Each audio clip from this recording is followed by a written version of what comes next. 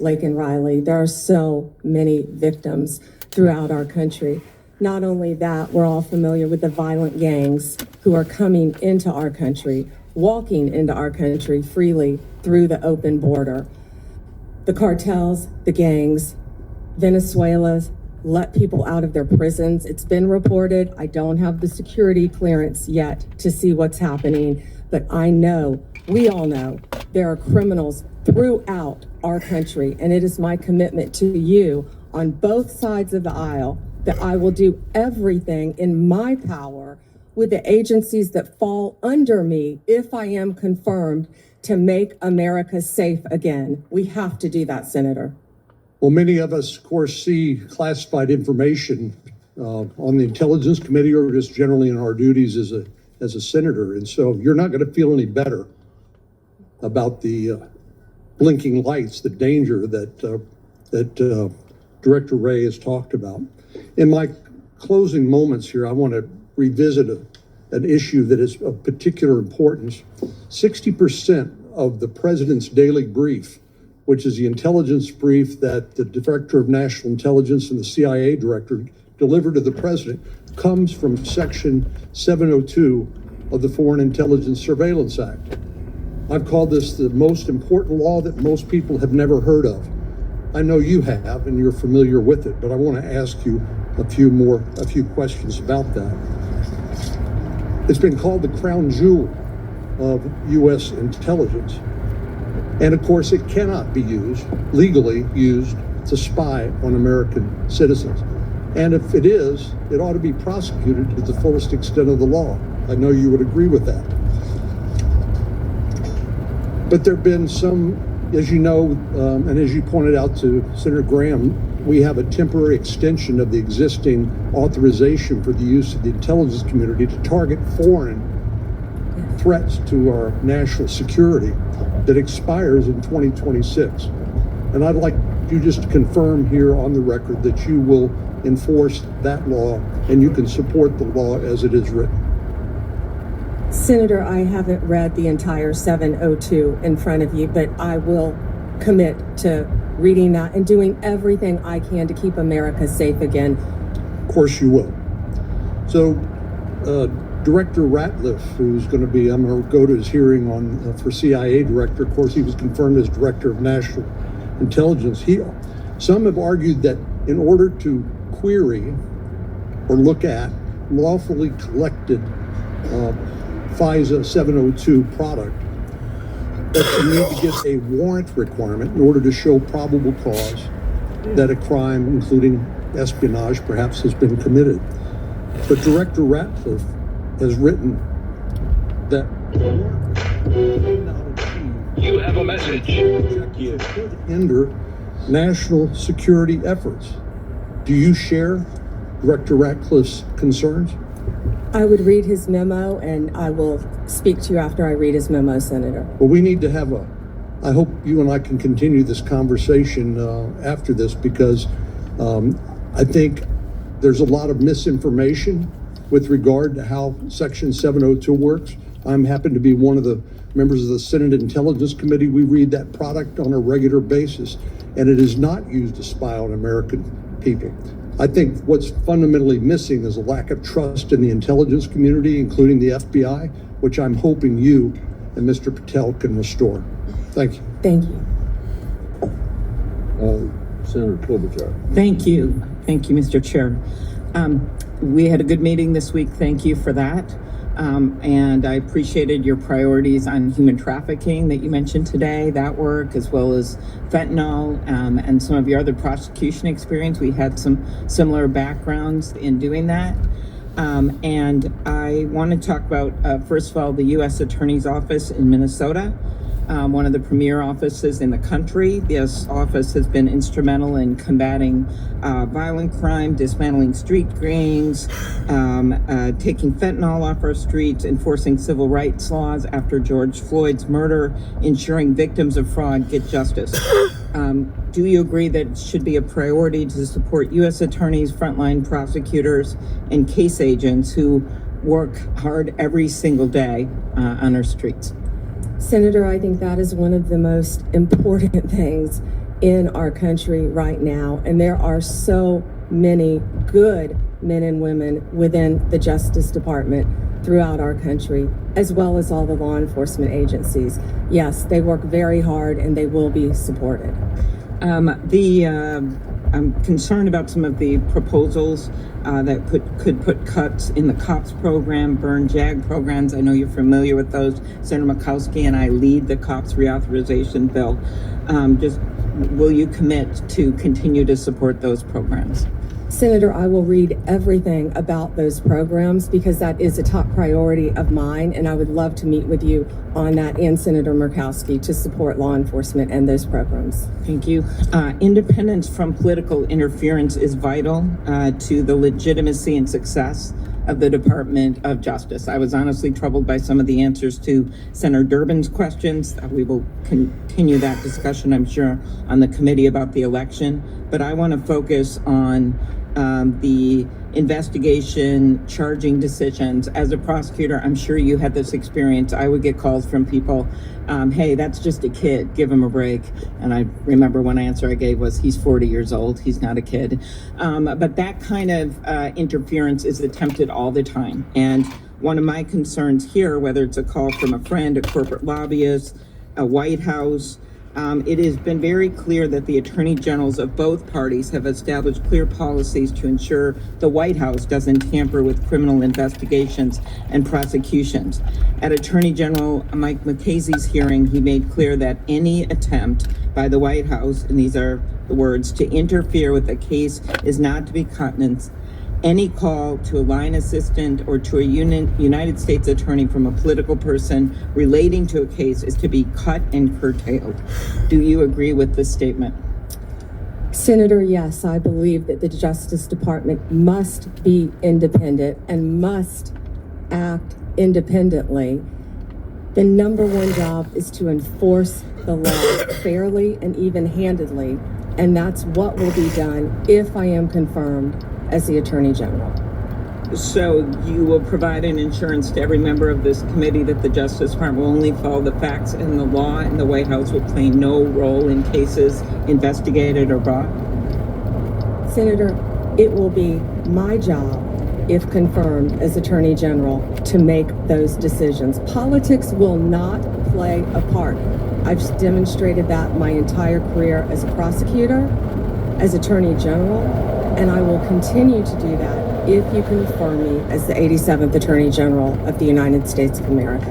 In an earlier question, with some of my colleagues talked about China and the risk, yet you have a nominee from this incoming administration, Kash Patel, the pick to head the FBI, have serious concerns about him, has referred to the FBI's Intel Division, which is responsible for protecting us from foreign adversaries like China, as, quote, the biggest problem the FBI has had, and he said that he wants to, quote, break that component out of the FBI. Do you agree?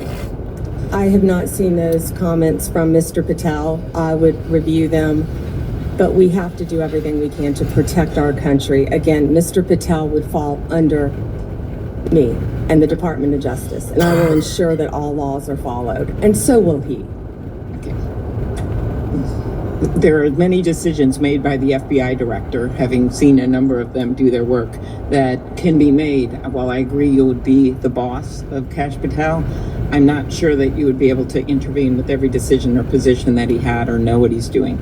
So let's continue. Do you agree it is the duty of the Justice Department to defend the laws Congress passes? And will you commit to do even when the president may disagree with an act campaigned against its passage or called for its repeal?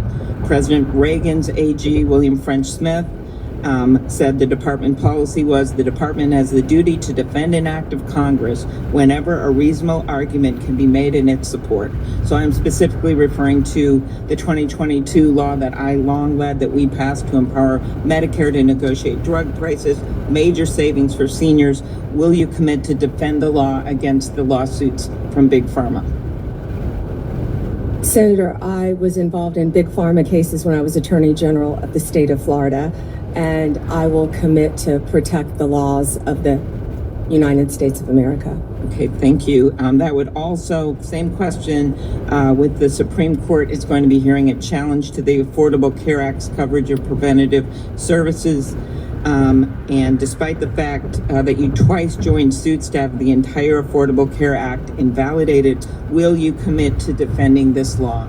Yeah, I believe this is very different. It's a very isolated, it's different. It's not the entire Affordable Care Act, but I will, it's pending litigation, of course, within the department.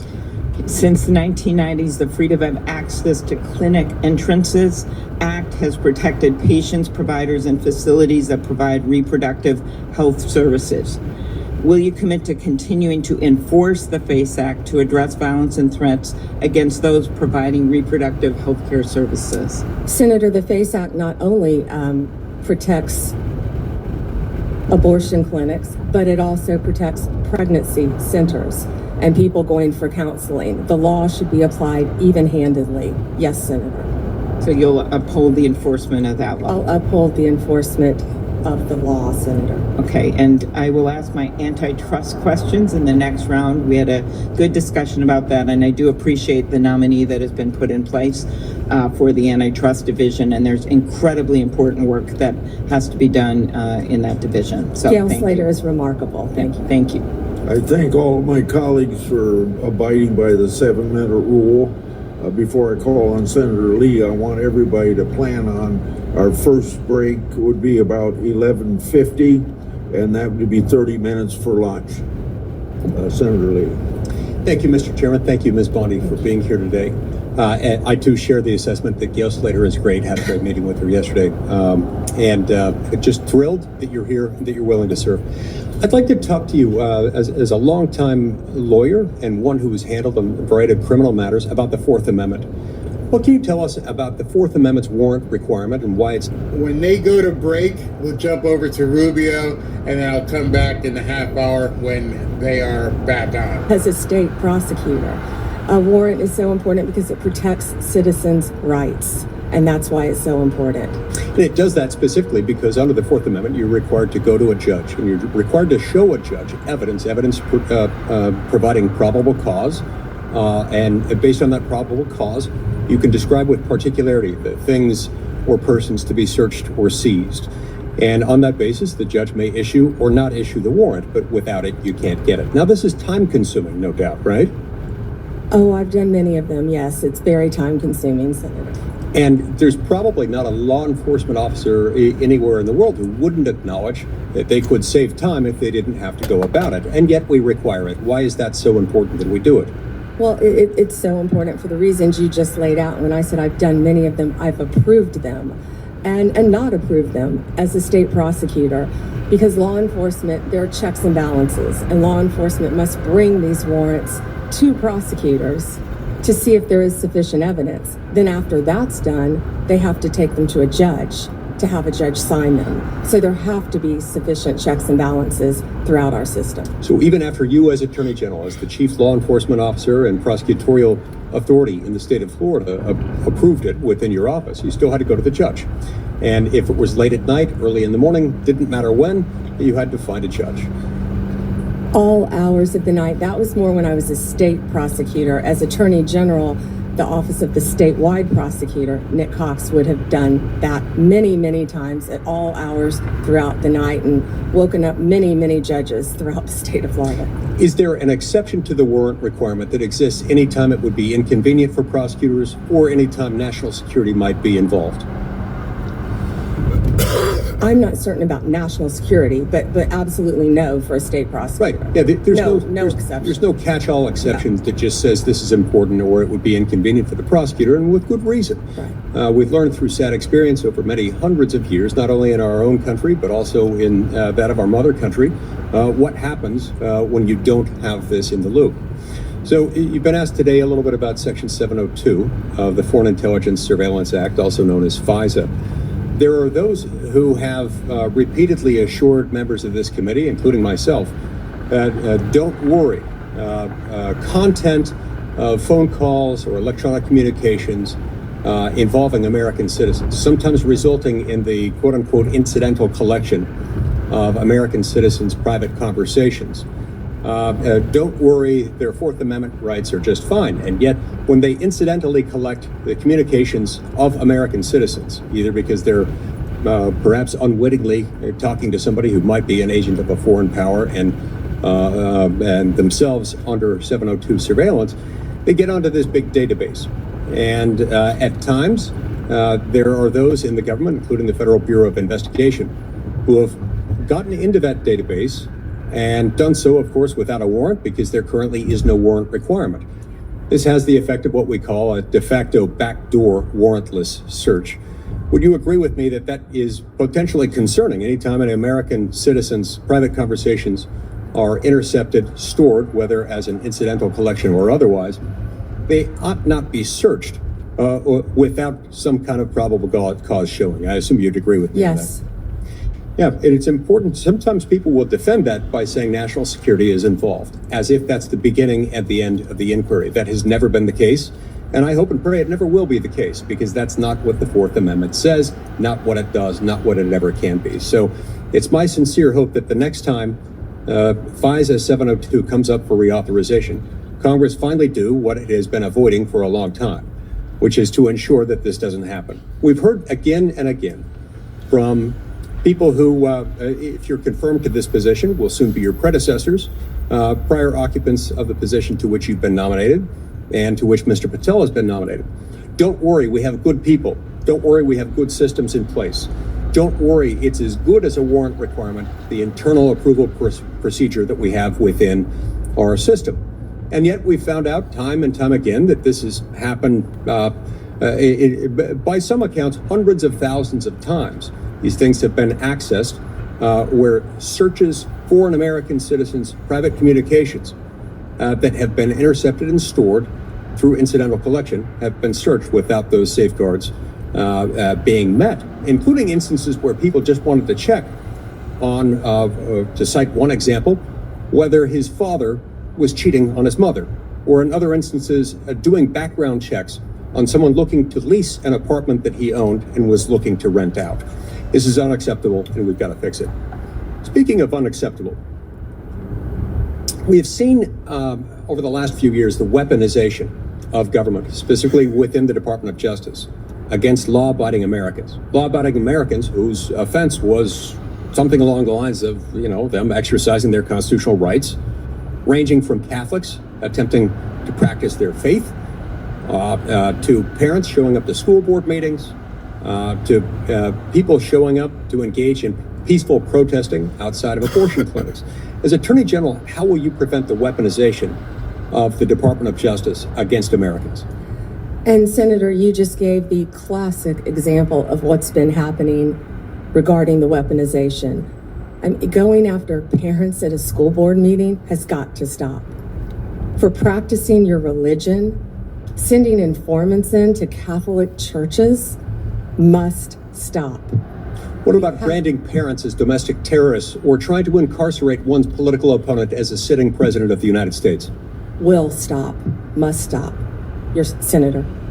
That is exactly the sort of answer I was hoping and expecting to receive from you, and I look forward to doing everything I can to help get you confirmed. I've been pleased with your answers thus far. I've enjoyed knowing you, considering you a friend for many years, and look forward to the great things you will do as Attorney General of the United States. You have my emphatic support and my vote. Thank you, Senator. Senator Coons. Thank you, Mr. Chairman. Welcome, Attorney General Bondi, and to your family and supporters. Thank you for your service, and I look forward to our conversation today.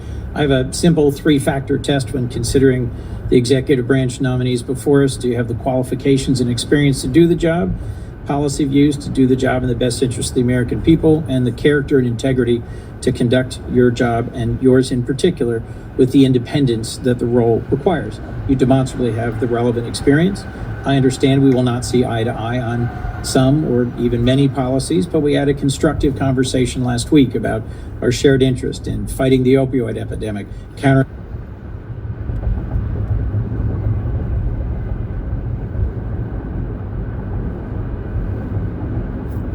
And the Constitution of the United States of America. The people of constitutional interpretation. Is President-elect Trump eligible to run for another term as president in 2028? No, Senator, not unless they change the Constitution. Thank you. One of the concerns I've raised with you is safeguarding the Department of Justice's independence in the face of some promises on the campaign trail by then candidate Trump that he would use the department to target his political adversaries, or that he might interfere with prosecution. What would you do if your career DOJ prosecutors came to you with a case to prosecute, grounded in the facts and law, but the White House directs you to drop the case? Senator, if I thought that would happen, I would not be sitting here today. That will not happen. Will not happen. Every case will be prosecuted based on the facts and the law that is applied in good faith. Period. Politics have got to be taken out of the system. I agree with This department you. has been weaponized for years and years and years, But let and me, it has if to I stop. might, thank you. Let me, if I might, Madam Attorney General, refer you back to Senator Durbin's opening comments about previous attorneys general, our former colleague Jeff Sessions, Bill Barr. I don't think it's credible to say that it may never happen that the president-elect would direct an unethical or illegal act. I think both of those attorneys general found themselves crosswise with the then president by doing things he didn't welcome or approve of. Just answer the question for me, if you would. I know you may not expect it. I know you wouldn't have accepted this nomination if you thought it possible. But let's imagine that once again, President-elect Trump issues a directive or order to you or to the FBI director that is outside the boundaries of ethics or law. What will you do? Senator, I will never speak on a hypothetical, especially one saying that the president would do something illegal. What I can tell you is my duty, if confirmed as the Attorney General, will be to the Constitution and the United States of America. And the most important oath, part of that oath that I will take, are the last four words, so help me God. Given the importance of that oath, I hope you can understand the importance of repeated questions from some of us about the importance of having independence in the Department of Justice. It has a long tradition of independent special prosecutors, especially to handle high-profile or often political cases. If you got credible evidence of a criminal violation by a White House official, including even the president, would you bring in a special prosecutor? Senator, that's a hypothetical. I can tell you what I do know is special prosecutors have been abused in the past on both sides. We have seen that for many, many years. They have cost the taxpayers countless dollars, countless. And I will look at each situation on a case-by-case basis and consult the appropriate career ethics officials within the department to make that decision. Attorney General, do you think special counsels need to be confirmed by the Senate? I will follow the law and I will consult with the appropriate ethics officials regarding the law. Right now, they do not need to be Senate confirmed, of course. But you did sign an 11th Circuit brief arguing that they should be. I will follow the law, Senator. That's why I said. Understood, but I was just getting to the clarity about the difference between a position you've advocated and what the current law is. Thank you for that. Look, bluntly, to me, refusing to answer a hypothetical when there is clear and concrete previous history raises some concerns for me. I think Chris Wray has done an outstanding job as FBI director at avoiding political pressure. And although he was chosen by President Trump, he's being driven out so that he can be replaced. My perception, I've not yet met with Mr. Patel, by a loyalist who has publicly said he will do what the president asks him. Given that Attorney General Barr was asked to go find evidence of election interference and improprieties, went and looked for the evidence and said, I can't find any, and was then dismissed. I'm just going to ask you one last time. Can you clarify for me that in following ethics and the law, you'd be willing to resign if ordered to do something improper? Senator, I wouldn't work at a law firm. I wouldn't be a prosecutor. I wouldn't be Attorney General. If anyone asked me to do something improper and I felt I had to carry that out, of course I would not do that. That's one of the main things you learn when you're a young prosecutor is to do the right thing. And I believe that has continued with me throughout my very long career. As we discussed, protecting American invention and innovation, American intellectual property, is a real concern of mine and of several others on this committee. I look forward to talking with you about that pressing concern. But the most important question I had for you today is whether you will be willing and able to stand up to politicization and interference in the Department of Justice. And I look forward to further clarification from you about the specifics of that. Thank you, Mr. Chairman. Thank you. Thank you. Senator. Senator, Ms. Bondi, welcome. Congratulations. Can we agree that legitimacy is important to America's criminal justice system? Yes, Senator. Can we agree that legitimacy is important to the Department of Justice, which in part administers our criminal justice system? Yes, Senator. And if Americans come to believe that our criminal justice system, our Department of You have a Justice, message. is acting illegitimately, that makes Americans less likely to accept the results of that system, does it not? Yes, Senator. And that makes Americans less likely to follow the substantive laws that we pass that are administered by the Department of Justice. Isn't that true? Yes, Senator.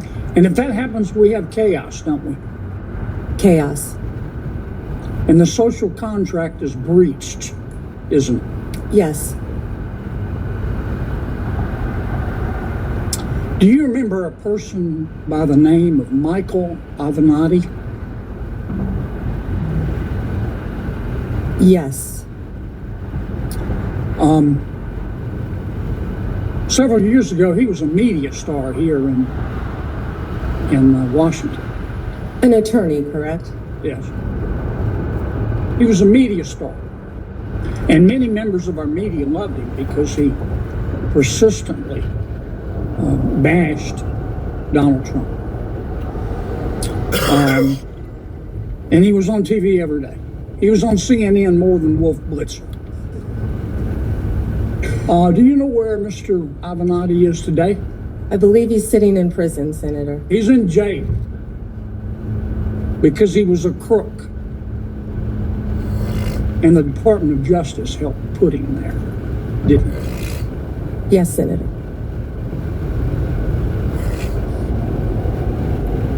Do you remember a gentleman by the name of Sam Bankman-Fried? Yes, Senator. Boy genius.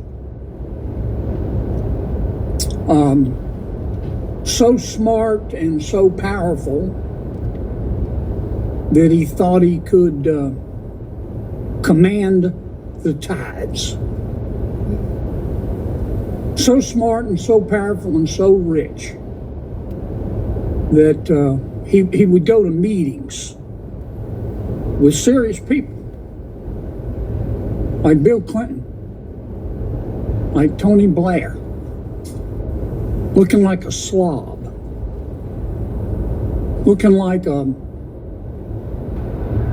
fourth runner-up to a John Belushi lookalike contest. And he thought it was cute. Where's Mr. Bankman-Fried today? I believe he is in prison, and I believe that's from the Netflix series I saw as well. Because he's a crook. And who helped put him there? The Department of Justice, Senator. Can we agree that there's some really, really good men and women at the Department of Justice? Many, many great men and women in the Justice Department, as well, Senator, as all the law enforcement agencies that fall within the Department of Justice. They're out there risking their lives, especially the law enforcement officers, every single day. Can we agree, though, there have been and may be today some bad people at the Department of Justice. Yes, Senator. We don't know for sure because for the last 4 years, the curtains there have been tightly drawn. But I think a minority of people there have delegitimized America's criminal justice system.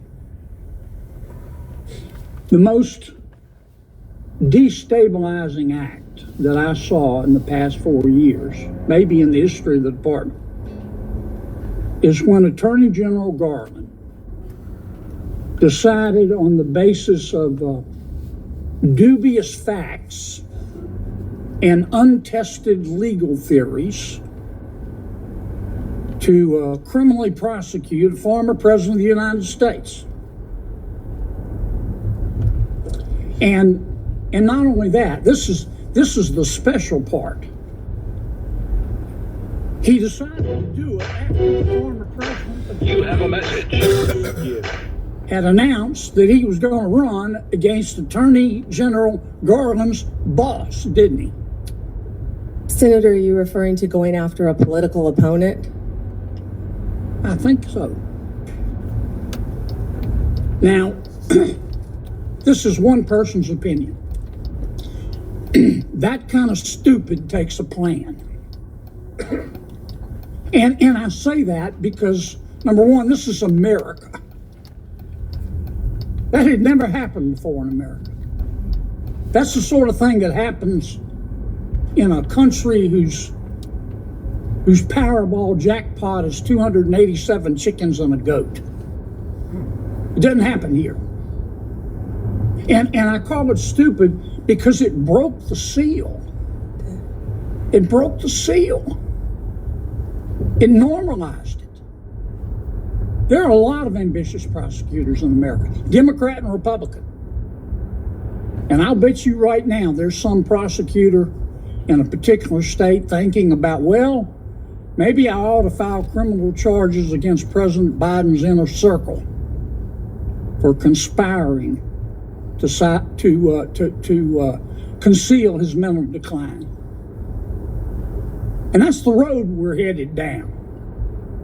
And you've got to fix it, Counselor. You've got to fix it. And here's what, in my judgment, what I would ask you to do. Find out who the bad guys are and the bad women and get rid of them. Find out who the good people are and lift them up. But do it on the basis of facts and evidence and fairness. Because the temptation of some people is going to be, they're going to tell you, look, two wrongs don't make a right, but they do make it even. Don't resist that temptation. Help us restore legitimacy to the Department of Justice. Thank you, Senator. Thank you, Mr. Chairman. Welcome, Ms. Bondi, and to your family. Thank you. Thank you for visiting with me in my office. And I have to say, I'm sympathetic always to a former Attorney General, particularly having been one myself. But I am, I have to say also, really troubled, deeply disturbed by some of your responses and non-responses to the question that you've been asked today. You say the right things, that you're going to be the people's lawyer. That's what you have to say to be here. But I believe being the people's lawyer means you have to be able to say no to the President of the United States. You have to speak truth to power. You have to be able to say that Donald Trump lost the 2020 election. You dodged that question when you were asked directly by Senator Durbin. You have to be able to say that January 6th insurrectionists who committed violence shouldn't be pardoned. You have to be able to say that a nominee for the FBI director who says he has an enemy list, and that's just the beginning of what he has said in terms of politicizing, deeply weaponizing the FBI against political opponents, that he shouldn't be the FBI director. You know, we have some history here with your predecessors, Barr, Sessions, and others, who perhaps sincerely, when they sat where you are now, said that they would say no, but they were working with a president that expected them to be his Roy Cohn, his personal attorney. Do you really think that you can avoid the disgrace that they encountered or the repercussions from the White House if you say no to the president? And so my question to you is, can you say no to the president of the United States when he asks you to do something unethical or illegal? Yes. Senator, first, I need to clarify something that you said, that I have to sit up here and say these things. No, I don't. I sit up here and speak the truth. I'm not going to sit up here and say anything that I need to say to get confirmed by this body. I don't have to say anything. I will answer the questions to the best of my ability. And honestly, let me ask you, Smack his ass. an individual who says that he is going to, quote, come after, end quote, people he alleges, quote, help Joe Biden rig the presidential elections, that he has a list of people who are part of this deep state who should be prosecuted, that he's going to close down the FBI building on his first day in office. Is that a person who appropriately should be the FBI director? Aren't those comments inappropriate? Shouldn't you disavow them and ask him to recant them? Senator, I am not familiar with all those comments. I have not discussed those comments with Mr. Patel. What I do know Well, is I'm Mr. asking Patel, you for your excuse view. me, what I do know is Mr. Patel was Excuse a career prosecutor. He was a career public defender, defending people. And he also has great experience within the intelligence community. What I can sit Can't here and touch it. tell you is Mr. Patel, if he works with running the FBI, if he is confirmed, and if I am confirmed, he will follow the law if I am the Attorney General of the United States of America, and I don't believe he would do anything otherwise. Well, let me just submit that the response that I would have hoped to hear from you is that those comments are inappropriate and that you will ask he made him them. to disavow or recant them when he comes before this committee, because they are indeed chilling to fair enforcement and the rule of law. Let me ask you on another topic. When we met, I welcomed your support for the goals of the Kids Online Safety Act.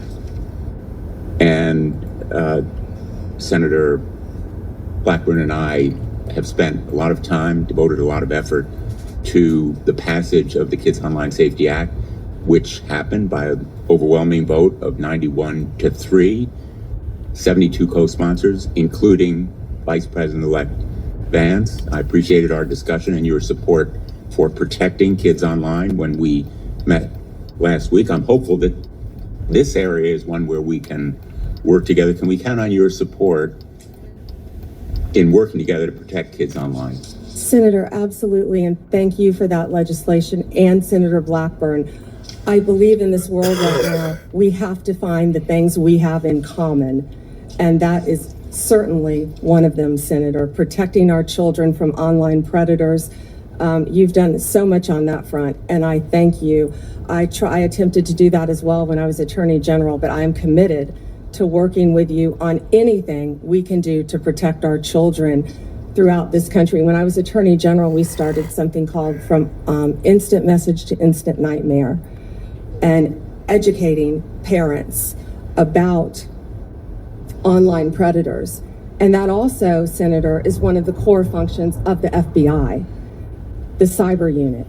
They sit there, these agents sit there all day long and investigate child predators.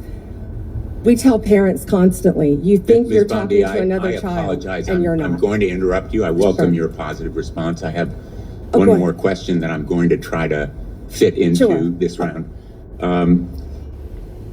TikTok will be banned unless it is sold because it has become a tool for the Chinese to collect information and do surveillance and endanger our national security. Can you commit that you will enforce that law promptly and effectively? And I ask this question because President Trump's pick for your Solicitor General in the Department of Justice went to the United States Supreme Court arguing that the ban should be delayed.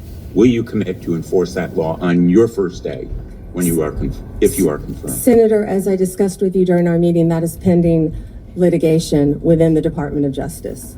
Well, it's pending litigation, but will you enforce that law? I can't discuss pending litigation, but I will talk to all the career prosecutors who are handling the case. Absolutely, Senator. Discuss with them. Thank you. Thank you, Mr. Chairman. Senator, tell us. Ms. Bondi, thank you for being here. I think I told you when we met, thank you for the time we met. I was born in Florida, have a lot of friends and family, and follow Florida politics pretty closely, and you've had a very impressive career there, though I do also have to admit I'm a Gator hater, so for the Florida alum, I'm University of Tennessee. But anyway, I actually, in some of these hearings, I created a bingo card to see what some of my colleagues on the other side of the aisle were going to hit. I want to go back to a few of them really quickly. One was about you being a lobbyist paid for and on the payroll of Qatar. Would you mind going back and repeating what you said in case people did not hear the involvement of your law firm and precisely what you were doing for the government of Qatar? Yes, Senator, I was very proud of that work. It was anti-human trafficking in advance of the World Cup, and human trafficking has been something that's been very important to me my entire career, especially when I was Attorney General. And you also made it clear that you had a number of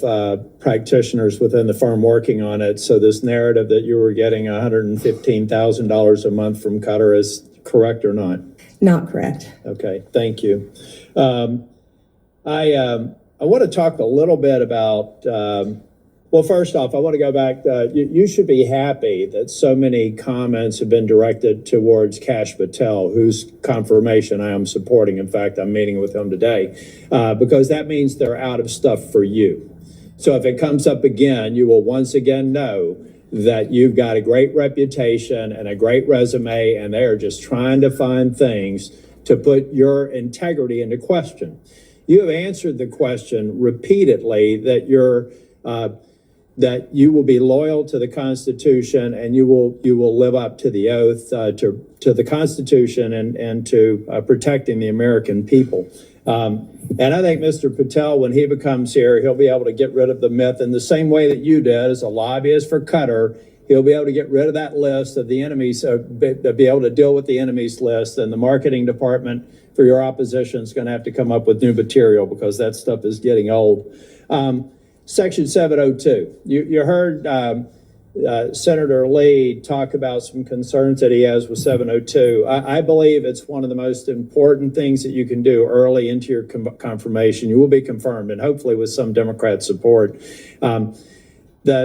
There have been dramatic reforms to 702. I've sat through an extensive presentation to try and make sure that the abuses never occur again and that you have a throat to choke if somebody abuses the protocol that's in place. I believe that we need to codify a lot of that. As a matter of fact, when I went through it, I felt like there were so many blinding flashes of the obvious. How could this not have already been a part of the approval matrix? So can you, after you're confirmed, commit that you or a designate will come back and provide for this committee an update on all of the protocols that have changed and recommended legislation for codifying so that when we do go to reauthorization, we'll have what we need to make sure that that program stays in place? Senator, I or a designee will review all of 702 before it terms, of course, in 2026 and come back and report to you. On both sides of the aisle. Thank you. You have a great perspective with your time in the state and working with the Department of Justice. Give me an idea of things that we need to do better in terms of, and I'm talking primarily in the law enforcement role. I think many people don't understand the joint task forces, the law enforcement efforts that are going every single day in every one of our states. What an incredible job they do. So can you give me some sense of things that you would look at to say maybe we could do it better from your perspective of having been a prosecutor in Florida? Yes, thank you. Thank you, Senator. Yeah, having been a career prosecutor, I think I have a unique perspective because I was a state prosecutor, of course, prior to becoming Attorney General. So I worked on a daily basis with local law enforcement and state and federal, not daily with federal, but I worked consistently with state, local, and federal. Then when I was Attorney General, I worked with all three as well. I feel like we have to have better coordination among all our agencies, especially given all the terrorism issues that we've discussed earlier in this hearing. We have to wrap in and communicate better with our local and state law enforcement officers throughout this country. There are so many great men and women in law enforcement, and we have to, I don't know exactly how yet, but we have to figure out a better way to work together with the federal authorities. Thank you. And I'm going to do a second round as well, but I think I also checked the bingo card for election denier. There were some people, that seemed to suggest that you were denying the election. I think that you said that President Biden is our president. President Biden is the president of the United States of America, and President Trump will be the 47th president. But I think you made a point that or at least I inferred from a comment that you made, a very important point. Folks, there are election improprieties in every election. The question is a matter of scale and whether or not you can prove it. We've seen it in North Carolina and seen it in other places. It's one of the reasons why I support voter ID, because we want to make elections easy to vote and hard to cheat. But the fact of the matter is people are cheating. So if anybody on this dais suggests that there aren't irregularities in every election, then they need to spend more time at home and really studying the facts. I don't think, though, that you've said that Biden is an illegitimate president. In fact, I think you said just the opposite. He is the president of the United States, and President Trump will be the next president, right? Yes. Okay. Last thing before the second round, January 6th, a lot of people are going to say you're going to have a rubber stamp for letting people have pardons or recommending a pardon for people who did violence to law enforcement. I'm not going to ask you a hypothetical because I want you to be consistent and not answering them. But I have to believe, as a member, I was the last member out of the Senate on January the 6th.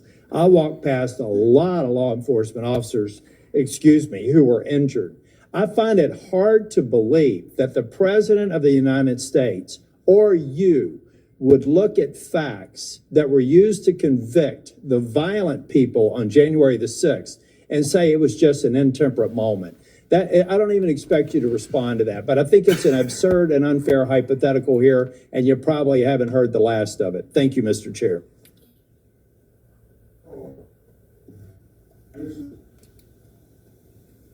Before I call on Senator Hirano, after her and Cruz's testimony, then we'll take a lunch break, and that break will be for 30 minutes. And I can't control when my senators. Have you ever made unwanted requests for sexual favors or committed any verbal or physical harassment or assault of a sexual nature? No, Senator. Have you ever faced discipline or entered into a settlement relating to this kind of conduct? No, Senator. Ms. Bondi, I am focused on two things in my evaluation of President-elect Trump's nominees. The first is whether the nominee is qualified and experienced enough to do the job. The second is a fitness to serve, which includes putting loyalty to the Constitution over loyalty to the president. Unfortunately, in my view, many of President-elect Trump's nominees are lacking in at least one of these two requirements. Ms. Bondi, your experience as a prosecutor is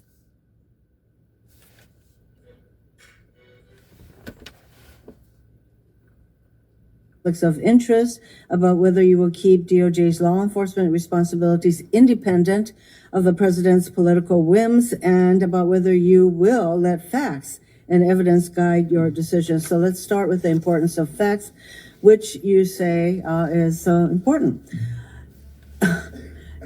Ms. Bondi, we want an attorney general who bases decisions on facts.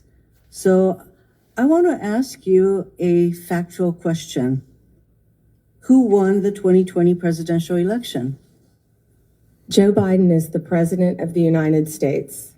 Ms. Bondi, you know that there is a difference between What you keep cutting off for?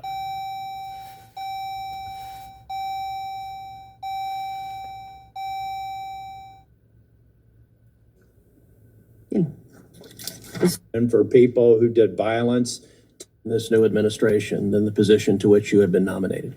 Attorney General of the United